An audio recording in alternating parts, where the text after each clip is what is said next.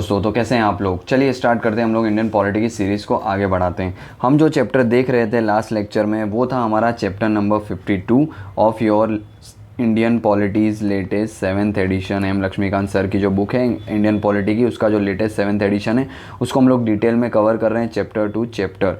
Last time हम जो chapter देख रहे थे वो था चैप्टर नंबर 52 जिसका टाइटल था कैग यानी कि controller and auditor general of India. इसके बारे में हमने एक ब्रीफ ओवरव्यू लिया था किस तरीके से प्रेजेंट जो कैग हैं मिस्टर के संजय मूर्ति उनकी बात की थी, logo of the controller and auditor general की बात की थी। देन हमने बात किए थे कुछ कॉन्स्टिट्यूशनल प्रोविजन के। Article 148 of the constitution talk about the office of the controller and auditor general of India, कौन उनको अपॉइंट करता है उसके रिगार्डिंग हमने बात की थी, उनके अपॉइंटमेंट की और उनका टर्म्स क्या होता है। अपॉइंटमेंट प्रेसिडेंट करते हैं, टर्म 6 ईयर और 65 year which ever is earlier, उसके हिसाब से हमने चीज़ें डिस्कस की थी। देन हमने बात की थी कि कॉन्स्टिट्यूशंस के अंदर ऐसे कौन कौन से प्रोविज़न मेंशन हैं जो इस ऑफिस को ऑफिस ऑफ द कैग को क्या करते हैं, इंडिपेंडेंट ऑफिस बनाते हैं कि भाई इनकी सैलरीज चार्जेस अपॉइंटमेंट के बाद इनकी सर्विस कंडीशन चेंज नहीं होना। ये सारी चीज़ें हमने डिटेल में डिस्कस की थी। फिर हमने बात किया था कि क्या क्या ड्यूटीज़ हैं इनकी। Article 149 of the constitution of India talks about the various duties of the constitution position which is of a CAG. Then parliament के पास ज़्यादातर पावर होती है इनकी ड्यूटीज़ एंड पावर को रेगुलेट करने की, जो उन्होंने की थी 1971 में पार्लियामेंट ने एक्ट पास किया था CAG's duty power and the condition of service act of 1971। इसके अंदर इनकी वेरियस ड्यूटी थी जिसके बारे में हमने डिस्कस किया था। देन हमने बात की थी roles and responsibilities of the CAG. Then last में हमने बात की थी केग और कॉरपोरेशंस के साथ उनका क्या रिलेशन होता है। केग क्या कॉरपोरेशंस वेरियस कंपनीज हैं उनकी ऑडिट कर सकता है नहीं कर सकता है, ये सारी चीज़ें हम लोगों ने लास्ट लेक्चर में बात की थी। 2 टॉपिक छोटे छोटे बाकी रहते हैं इस चैप्टर के जो आज हम इस लेक्चर में डिस्कस करने वाले हैं। ऑलराइट, देखिए फर्स्टली जो चैप्टर का टॉपिक है हमारे इस चैप्टर का वो है एप्लेबीज क्रिटिसिज्म। देखिए होता क्या है कि पॉल एच एप्लेबीज करके एक अमेरिकन स्कॉलर हैं, पब्लिक एडमिनिस्ट्रेशन उनका सब्जेक्ट था। उन्होंने क्या किया है, हमारी ये जो बॉडी है जिसको हम बोलते हैं कैग कॉन्स्टिट्यूशनल बॉडी आर्टिकल 148 की, उसको क्या किया था, एब्रप्टली क्रिटिसाइज़ किया था। उन्होंने 2 रिपोर्ट रिलीज़ की थी ऑन द इंडियन एडमिनिस्ट्रेशन जिनके अंदर वो केक के क्या थे, वेरी हम बोल सकते हैं क्रूशियल लेवल पे क्रिटिक्स बने थे, यानी कि केक को एब्रप्टली उन्होंने क्रिटिसाइज़ किया था। उन्होंने अटैक किया था on the significance of the cake work. He also suggested that the CAG should be relieved of the responsibility of the audit। यहाँ तक की भी इन्होंने बात की थी, यानी कि इन शॉर्ट ऐसा बोलना चाहते थे कि भाई कैग की जो ऑफिस है उसको एबॉलिश कर देना चाहिए। इस तरीके से इनके क्रिटिसिज्म देखने को मिलता है। क्या रीज़न थे, किस तरीके के क्रिटिसिज्म है इनके एक्चुअल के अंदर, किस बेस पे इन्होंने क्रिटिसाइज़ किया है इस तरीके से। तो देखिए सबसे पहले इनका कहना था कि the function of the CAG in India is in a large measures N inheritance from the colonial rule. हमारे यहाँ जो कॉलोनियल रूल था उसी की इनहेरिटेंस ऑफिस है ऑलरेडी, हम बोल सकते हैं। इनके फंक्शन ऑलमोस्ट कैसे हैं, जब कॉलोनियल रूल में जो केग हुआ करता था ऑडिट सिस्टम के थ्रू, बस वैसा ही कुछ देखने को मिलता है हमें, तो बहुत ज़्यादा इनमें फ़र्क नहीं है, इसीलिए इनको एबॉलिश कर दो। केग का टुडे प्राइमरी कॉज क्या है, the CAG is today a primary cause of wider spread in the praying unwillingness to decide and to act. तो ये अनविलिंगनेस का कॉज भी बताया गया इनके द्वारा केग को। इसके अलावा parliament has a greatly exaggeration of the importance of the auditing to the parliament responsibility. उन्होंने प्रॉपर इनके फंक्शंस को इलाबोरेट किया ही नहीं है, एक्सप्रेस किया ही नहीं है, एक्सपांड किया ही नहीं है पार्लियामेंट ने। तो ये भी इसकी एक लिमिटेशंस है जिसके बेस पे एप्लेबी क्या बोलते हैं कि ऑफिस को एबॉलिश कर देना चाहिए। भाई केक का जो फंक्शन है is not really a very important one, ठीक है, इस तरीके से भी इनका कहना था। इसके अलावा ये कहते हैं कि editors know what is auditing, ठीक है, auditor know what is auditing which is not administration, it is necessary but a highly pedestrian function हो गया विद द नैरो पर्सपेक्टिव।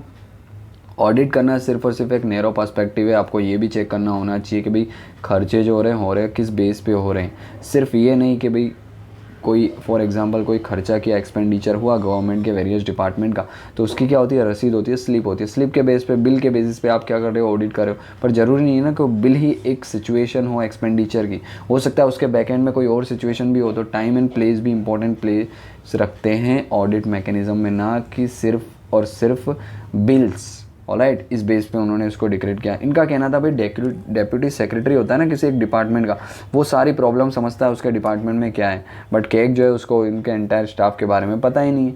तो ये चीज़ें हैं जो ऑडिट मैकेनिज्म के लिए क्या है, हेल्पफुल नहीं होती है केक की।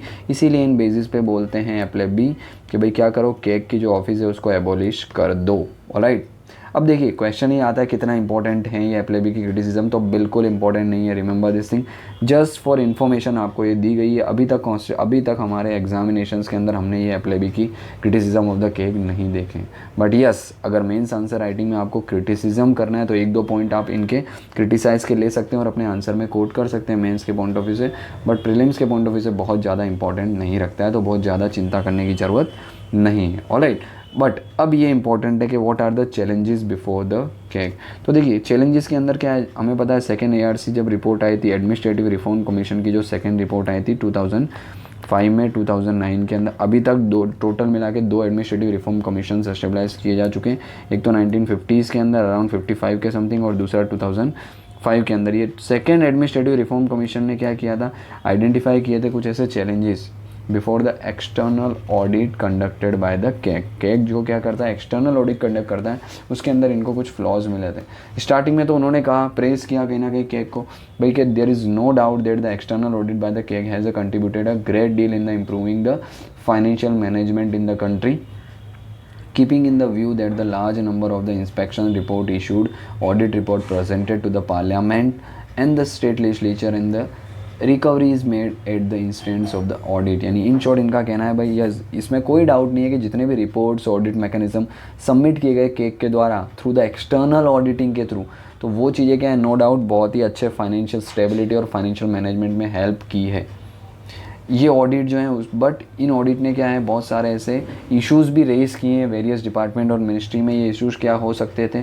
जो इस रिपोर्ट ने बताया भाई, for example issue related to the inter Alaya to the week budgetary control का वीक होना, ठीक है, deficiency in the revenue collection, wastage of the public expenditure resources, inappropriate accountings, poor returns on the investment, diversion of the fund, system of deficiency and the numerous instances of the poor management of the public resources.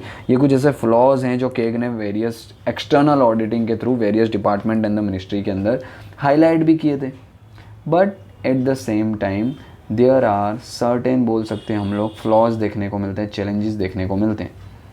A feeling that the impact and the effectiveness of the external audit could be further enhance. कुछ ऐसे flaws हैं जिनको हम लोग क्या है take care करके इनकी जो ऑडिट मैकेनिज्म की है, खास करके एक्सटर्नल ऑडिटिंग जो केक करवाता है उसको क्या किया जा सकता है, एनहांस किया जा सकता है। किस तरीके से बोल सकते हैं, for example detail examination of the paras including the audit report by the public account committee is बैरली about 15 to 20 against the total number of 1000 to 15 paras.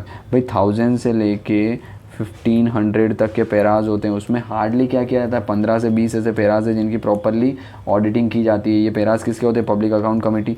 तो यानी कि सबसे पहले तो चीज़ क्या है भाई, ऑडिट जो है वो इनफ नहीं है, इनएडिक्वेट देखने को मिल रहा है। एक्सटर्नल ऑडिट खास करके जितनी भी मिनिस्ट्रीज है, डिपार्टमेंट है, are the suppose to submit the action taken notes on the paras note discuss, such action taken reports are largely formal देखने को मिलती है बट सब्सटेंसिव नहीं। जो भी एक्शन लिए गए वेरियस डिपार्टमेंट एंड मिनिस्ट्री के द्वारा, तो उसकी एक डिटेल रिपोर्ट सबमिट करनी होती है उन्हें केक को, बट ऐसा कुछ देखने को नहीं मिला है। खाली फॉर्मल सेंस में वो लोग क्या है रिपोर्ट कर देते, सब्सटेंशियली उसको डिटेल रिपोर्ट सबमिट नहीं कर रहे थे। इसके अलावा स्टेट लेजिस्लेचर हो गए, there is a huge pendency of audit paras, तो ये भी एक बड़ा इशू है कि भाई बहुत सारी पेंडेंसी हमको ऑडिट मैकेनिज्म की देखने को मिलती है अलग अलग स्टेट लेजिस्लेचर पे। इसके अलावा थाउजेंड्स ऑफ ऐसी इंस्पेक्शन रिपोर्ट आई है, ठीक है, जो कंटेन करती है huge number of the observation are lying unattended in the state and the union government departments. तो ये भी एक इश्यूज़ हमें देखने को मिलता है जिसको कहीं ना कहीं क्या है टेक केयर करना है। इसके अलावा there is a feeling that the CAG report are sometimes not timely because there is substantial time gap between the occurrence of an irregularities and it is reporting by the audit। तो time gap देखने को भाई, खर्चा इस level पे कर दिया, यहाँ पे कुछ ना कुछ करप्शन हुआ है, रिपोर्ट आ रही है इतने सालों बाद, इतने महीनों बाद, तो ये जो टाइम गैप है ना इसको क्या करना है, फुलफिल करना है। तो ये भी एक फ्लॉज बताया गया है, चैलेंजेस बताए गए हैं केक की एक्सटर्नल ऑडिटिंग के अंदर। इसके अलावा audit finding are based exclusively on the documents and the files. Many a times the situation on the ground is quite different from what is reflected in the paper। जो मैंने आपको पहले भी बताया, ऑडिट ये स्पेसिफिकली किस base पे करते हैं भाई, डॉक्यूमेंट्स, बिल्स और फाइल्स के बेस पे करते हैं। वही चेक करते हैं भाई कितना खर्चा कहाँ हुआ, उसके बिल्स लाओ, उसकी फाइल्स लाओ, उसके डॉक्यूमेंट्स लाओ। बट कई बार क्या होती है, सिचुएशंस ऐसी होती है, उसके हिसाब से भी कई बार क्या होते हैं ऑडिट मैकेनिज्म किए जाने चाहिए, सिचुएशन को भी कंसिडर किया जाना चाहिए। क्योंकि कई बार सिचुएशन ऐसी होती है ना कि बिल लेना क्या होता है, कई बार फीजिबल नहीं होता है। तो ये चीज़ें भी कई बार क्या है ध्यान में रख के ऑडिट मैकेनिज़्म होने चाहिए। सिर्फ और सिर्फ डॉक्यूमेंट के बेस पे आप ऑडिट करें तो वो चीज़ें सही नहीं। डॉक्यूमेंट तो होने चाहिए, ऑफकोर्स होने चाहिए, ठीक है, बट साथ साथ में कई बार सिचुएशन में ऑडिट भी होनी चाहिए, सिचुएशन को भी कंसिडर किया जाना चाहिए। And there is a feeling that the external audit reports tends to be unduly negative and their focus is on the irregularities and the founding, ठीक है, फॉल्ट फाइंडिंग। सिर्फ और सिर्फ नेगेटिव सोच के साथ ही ये क्या होते हैं एक्सटर्नल ऑडिट किए जाते हैं, और चीज़ों ये फीलिंग के साथ होता है कि भाई एक्सटर्नल ऑडिट हमेशा क्या अनड्यूली नेगेटिव होती है। तो ये फीलिंग भी क्या है सही नहीं है। इसके बाद audit report are not always presented in the sufficient constructive manner. तो भाई मैनर फॉर्मेटिंग वो भी क्या है कई बार प्रॉपर नहीं होती है ऑडिट रिपोर्ट की, जो एक्सटर्नल ऑडिट होती है उसकी। इसके अलावा relationship between the auditor and the auditee is not always harmonious. इसीलिए कई बार खुन्नस खाते हुए, बदला निकालते हुए भी कई बार हमें हो सकते हैं ऑडिटर्स देखने को मिलते हैं ऑडिटी के ऊपर, क्योंकि हो सकता है ना भाई रिलेशन प्रॉपर हारमोनियस ना हो, और अगर हारमोनियस हो तो हो सकता है वो रिपोर्ट में क्या करें, करप्शंस भी करें, रिपोर्ट क्या है फॉल्स भी बना के दे दें। तो ये चीज़ें भी हमें एक्सटर्नल ऑडिटिंग में पता चलिए। इसके अलावा ऑडिट कमिटीज़ हो गए comprising the representative of the audit and the government agencies have been set up to review the departmental action taken on the inspection report recommendation, their functioning is not satisfactory. तो भाई जितनी भी committees वगैरह setup की जाती है audit mechanism के लिए, उनकी भी परफॉर्मेंस ज़्यादा सेटिस्फैक्ट्री हमें नहीं मिली है। Lake of information media coverage of the CAG report at the union state level is also one of the issues. But media में इतना ज़्यादा कवरेज नहीं होता है हर ऑडिट का। हम आप खुद ही बताइए कितने ऑडिट रिपोर्ट्स आप जब से प्रिपरेशन कर रहे हैं, कितनी केग की ऑडिट रिपोर्ट आपके सामने आई है, ठीक है। ऑफकोर्स पास्ट में आई हुई है जिसके बेस पे बहुत सारे कोल 2G स्पेक्ट्रम जितने भी कांड हुए हैं, ठीक है, घोटाले हुए हैं, वो सारी केग ने ही रिवील किए हैं। बट यस, क्या हम ईयर पे बेसिस पे देख रहे हैं केग की रिपोर्ट? नहीं। तो ये भी एक बड़ा फ्लॉज देखने को मिलता है। And there is inadequate synergy coordination between the external audit and the internal audit. तो सिनर्जी मेंटेन करना भी जरूरी है एक्सटर्नल इंटरनल ऑडिट के बीच में। And there is rarely any audit of the grants and the loans to the NGOs। भाई NGO को जितने भी लोन्स एंड ग्रांट्स दिए जाते हैं उनकी ऑडिट बहुत ही रेयरली देखने को मिलती है। तो ये भी एक फ्लॉज है। इसके अलावा external audit does not provide the audit assurance on the fair presentations of the financial statement of the government in accordance with the stated accounting principles and the policies. तो एक्सटर्नल ऑडिट जो है proper assurance से हम नहीं कह सकते भाई external audit हुआ तो ये परफेक्ट ही होगा according to our accounting standards, ठीक है। तो ये चीज़ें की श्योरिटी नहीं होती एक्सटर्नल ऑडिटिंग के तौर। तो ये जितने भी चैलेंजेस हैं ना, याद रखना केक जो एक्सटर्नल ऑडिटिंग करवाता है ना दूसरी एजेंसियों से, स्टेट के डिपार्टमेंट से, उसकी बात हो रही है। तो ये सारे चैलेंजेस हाईलाइट किए गए हैं कि भाई वेरियस चैलेंजेस हैं जो केक क्या कर रहा है उसकी रिपोर्ट में हाईलाइट नहीं कर पाता, खास करके जब वो एक्सटर्नल ऑडिटिंग कराता है तब। तो ये कुछ चैलेंजेस आप मेंशन कर सकते हो अपने आंसर में, ऑलराइट। इसके अलावा कुछ ऐसे आर्टिकल्स हैं जो दिए गए कॉन्स्टिट्यूशन में। आर्टिकल 148 हमने बात किया, केक के बारे में बात करता है, केक की रोल एंड रिस्पॉन्सिबिलिटी। आर्टिकल 149 के अंदर उनकी ड्यूटीज़ एंड पावर। आर्टिकल 150 बात करता है from account of the union in the state, वे किस तरीके से अकाउंट जो है यूनियन और स्टेट के डिपार्टमेंट को मेंटेन करने, और ऑडिट रिपोर्ट आर्टिकल 151 के अंदर देखने को मिलती है। तो ये कुछ आर्टिकल्स है रिगार्डिंग द केक जो आपको एटलीस्ट पता होने चाहिए, ऑलराइट। तो ये है overall lectures about the controller and auditor general of India, that is cake, जिसके हमने बहुत सारी चीज़ें बात की है regarding the controller and auditor general of India, alright. तो आई होप आपको समझ आ गया होगा। इससे पहले के जो टॉपिक थे सेम चैप्टर के अंदर, वो आपको लास्ट लेक्चर जो हम लोगों ने अपलोड किया है उसके अंदर आपको मिल जाएंगे, ऑलराइट। चलिए, आई होप आपको पसंद आया होगा ये लेक्चर। अच्छा लगा हो तो प्लीज़ लाइक कर दीजिए, वीडियो को शेयर करिए और सब्सक्राइब कर लीजिए अगर फर्स्ट टाइम चैनल पे विजिट कर रहे हैं। और इससे पहले के जितने भी चैप्टर्स हैं अराउंड 54 तक हम लोग देख चुके हैं इस सीरीज़ के अंदर। इनमें भी कोई डाउट है आपको तो आप क्या कर सकते हैं, इसी चैनल पे आपको कंप्लीट इंडियन पॉलिटी की प्लेलिस्ट मिल जाएगी जहाँ पे जाके आप उसको रेफर कर सकते हैं, ऑलराइट। चलिए मिलते हैं इसी के साथ नेक्स्ट लेक्चर में, तब तक के लिए जय हिंद।